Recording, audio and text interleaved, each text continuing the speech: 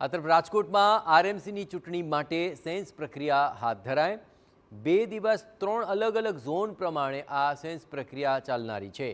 9 જેટલા નિરીક્ષકો 18 વોર્ડની અંદર દાવેદારોને સાંભળશે।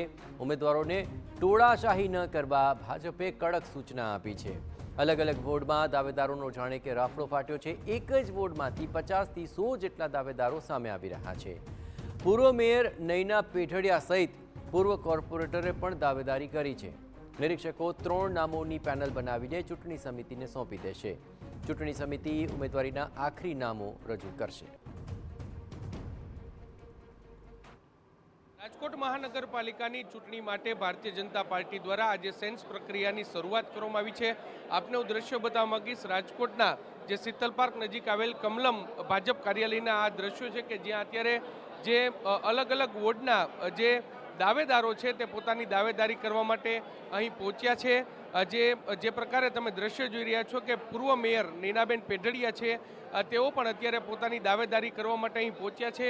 ભાજપ દ્વારા 3 અલગ અલગ ઝોનમાં આ સેન્સ પ્રક્રિયાનું આયોજન કરવામાં આવ્યું છે। 2 દિવસ સુધી અલગ અલગ વોર્ડની આ સેન્સ પ્રક્રિયા છે તે ચાલશે। મહત્વનું છે કે એક વોર્ડમાં 100 થી પણ વધારે દાવેદારો છે તે સામે આવ્યા છે અને તે જરૂરથી જે ભારતીય જનતા પાર્ટીમાં જે ટિકિટ ઈચ્છુકોની સંખ્યા છે તે બતાવી રહ્યું છે। જો કે આ વખતે ભારતીય જનતા પાર્ટી દ્વારા એક મહત્વનો ક્રાઇટેરિયા રાખ્યો છે। જે પણ દાવેદાર છે તેમને સ્પષ્ટ રીતે સૂચના આપવામાં આવી છે કે તેઓ તેમના સમર્થકો હોય, તેમના જ્ઞાતિના આગેવાનો હોય કે તેમના અન્ય કાર્યકર્તાઓ હોય, એટલે કે તેમના ટેકેદારો સાથે ટોળાશાહીમાં તેઓ ઉમેદવારી કરવા માટે ન આવે, બલકે તેઓ એક જ પોતાના જે નિશ્ચિત ક્રાઇટેરિયા નક્કી કરવામાં આવ્યા છે તે ક્રાઇટેરિયાના આધારે તેઓ ફોર્મ ભરવા માટે પહોંચે તે પ્રકારની સૂચના છે તે આપવામાં આવી છે। વહેલી સવારથી આ સેન્સ પ્રક્રિયા છે તેની શરૂઆત છે તે થઈ છે અને જે પ્રકારે તમે અત્યારે દ્રશ્ય જોઈ રહ્યા છો કે મોટી સંખ્યામાં જે કોર્પોરેટરની જે ટિકિટ માટેના દાવેદારો છે તે જરૂરથી અત્યારે જોવા મળી રહ્યા છે। જે પણ નિરીક્ષકો છે તે આવ્યા છે અલગ અલગ ઝોનના માં કુલ 9 જેટલા નિરીક્ષકો આવ્યા છે। જે 3 ઉમેદવારોની એક પેનલ છે તે નક્કી કરશે અને તે પ્રદેશ ભાજપના જે મોવડી મંડળ છે તેને સોંપશે। અનેક જે પૂર્વ કોર્પોરેટરો છે તેઓ પણ અહીં સેન્સ પ્રક્રિયામાં ભાગ લેવા માટે આવ્યા છે। નૈનાબેન પેઢડિયા કે જેઓ પૂર્વ મેયર છે, આપણે તેની સાથે વાત કરવાનો પ્રયત્ન કરશું। બેન, શું કહેશો? ઉમેદવારી કરવા માટે અહીં પહોંચ્યા છો, શું કહેશો બેન? ઉમેદવારી કરવા માટે પહોંચ્યા છો આપના વોર્ડની, શું કહેશો? રાજકોટ મહાનગરપાલિકા દ્વારા આજે વોર્ડ નંબર 1 થી 18 દ્વારા તબક્કાવાર ઉમેદવારી ફોર્મ ભરવા માટેની એક સારી તક મળેલી છે। ત્યારે વોર્ડના તમામ જેને ઈચ્છા હોય એ આ ફોર્મની અંદર પોતાનું ફોર્મ ભરી શકે છે અને ભારતીય જનતા પાર્ટી દ્વારા ખૂબ સારી એવી વ્યવસ્થા કરવામાં આવી છે। તમે પણ ટિકિટ માંગી છે બેન?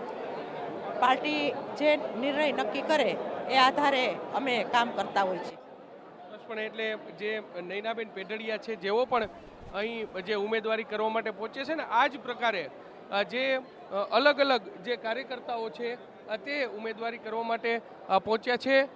પૂર્વ ધારાસભ્ય લાખાભાઈ સાગઠિયા છે કે જેઓ આખી જે ચૂંટણી પ્રક્રિયા છે તેમના જે મુખ્ય છે।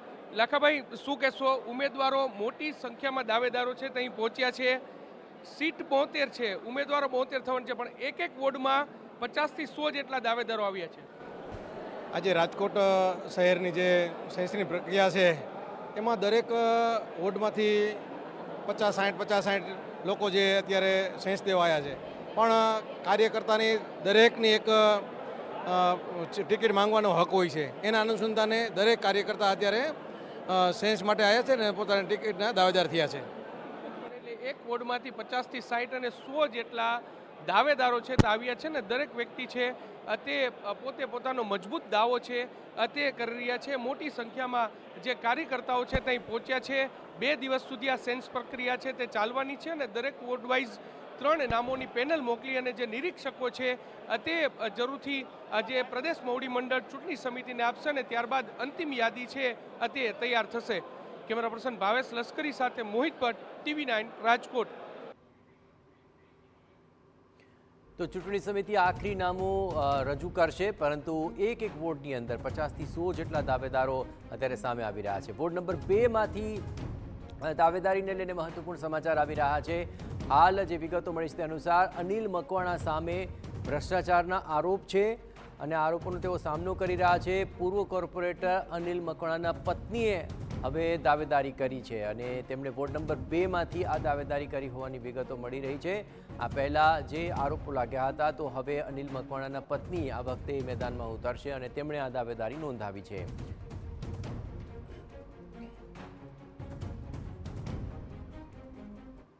રાજકોટ ભાજપની સેન્સ પ્રક્રિયા ચાલી રહી છે. અલગ અલગ જે દાવેદારો છે તે પોતાના ફોર્મ છે તે ભરી રહ્યા છે. તેમાં પણ જેમના પર જે વોર્ડ નંબર 2ના જે પૂર્વ કોર્પોરેટર અનિલભાઈ મકવાણા કે જેમના પર ભ્રષ્ટાચારનો આક્ષેપ છે તે લાગ્યો છે, તેમના પત્ની બાલુબેન મકવાણા છે, તેઓ પણ ફોર્મ ભરવા માટે પહોંચ્યા છે. બેન, શું કહેશો, તમે પણ ટિકિટની દાવેદારી કરી છે વોર્ડ નંબર 2માંથી? હા, અત્યારે અનામત આવી છે દલિત સમાજમાંથી વોર્ડ નંબર 2માં. એ દાવેદારી નોંધાઈ છે. જો તક દે તો લડશું. તમારા પતિ પર જે ભ્રષ્ટાચારનો આક્ષેપ લાગ્યો છે, શું કહેશો આને લઈને? પાર્ટી છે એમાં કોઈ એક્શન લે તેવી પણ ચર્ચાઓ છે. હવે એ તો મને કાંઈ ખબર નથી. એ તો તમે જે તે સમયે બધું પૂછેલું જ છે. એ મારા પતિને ખબર હોય. એ તો હું કાંઈ કહી શકું નહીં એને. આક્ષેપો સાચા છે ખોટા છે? હવે એ હું ન કહી શકું. એની પાસેથી જવાબ મળે. ટિકિટની માંગણી કરી તમે? હા, વોર્ડ નંબર 2માંથી. એટલે જે બાલુબેન મકવાણા છે કે જે તમે દ્રશ્યોમાં જોઈ રહ્યા છો કે જેમના પતિ જે વોર્ડ નંબર 2ના પૂર્વ કોર્પોરેટર છે અનિલ મકવાણા અને તેની પર ભ્રષ્ટાચારનો આક્ષેપ છે તે લાગ્યો છે. તેમનું જે એક જે સ્ટિંગ ઓપરેશન પ્રકારનો જે વિડીયો છે તે પણ સામે આવ્યો હતો અને તેની વચ્ચે તેઓ અત્યારે જે દાવેદારી કરવા માટે પહોંચ્યા છે ને પાર્ટી ટિકિટ આપશે તો તેઓ દલિત સમાજ વતી લડશે તેવો પણ દાવો છે તે કરી રહ્યા છે. સૌથી મહત્વની વાત છે કે એક તરફ જેમના પર ભ્રષ્ટાચારનો આક્ષેપ લાગ્યો છે તે પણ અત્યારે ટિકિટ માટે દાવેદારી કરી રહ્યા છે. જોવાનું રહેશે કે ભાજપનું મોવડી મંડળ છે તે આને લઈને કયા પ્રકારની કાર્યવાહી કરે છે. કેમેરા પર્સન ભાવેશ લશ્કરી સાથે મોહિત ભટ્ટ, TV9.